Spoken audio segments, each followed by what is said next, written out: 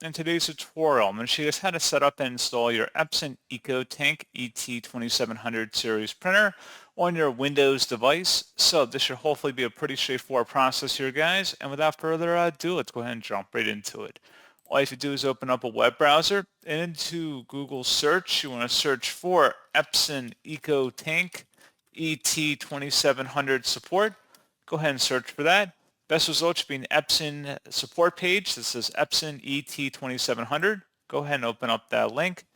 You should see a picture of the printer up at the top. And now you just want to scroll down. It says operating system. Click the drop down. Select the correct operating system from the list and then select go. And if you scroll down again, there should be a driver and utility combo package installer. Go ahead and download that. Once it's downloaded to your system, go ahead and open up that file to run it. Should be a verified publisher, Epson America. Select yes. If you're in a different part of the world, there might be a different regional download for you. And at this point, you want to go ahead and just follow the on-screen steps here about proceeding with the device. Go ahead and select open. And then you will need to go ahead and enable location services on the list. Close out of here. Then you would select next.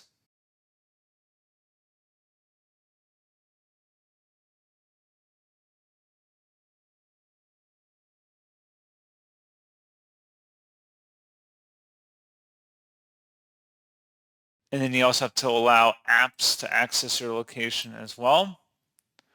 And then once you've done that, you should be good to go unless there's another option to turn on desktop apps, but I believe that is sufficient for this installer. It's going to say this file contains the installer. Click OK to continue, select OK, and then just proceed with the installer here.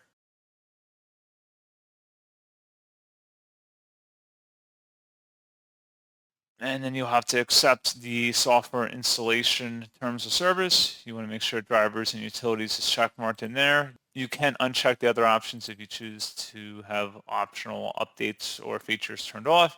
And then just allow this to proceed here.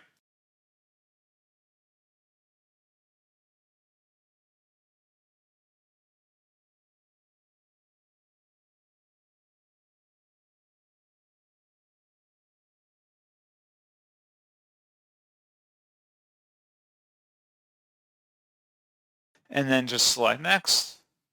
And then you have to go ahead and confirm the ink is charged.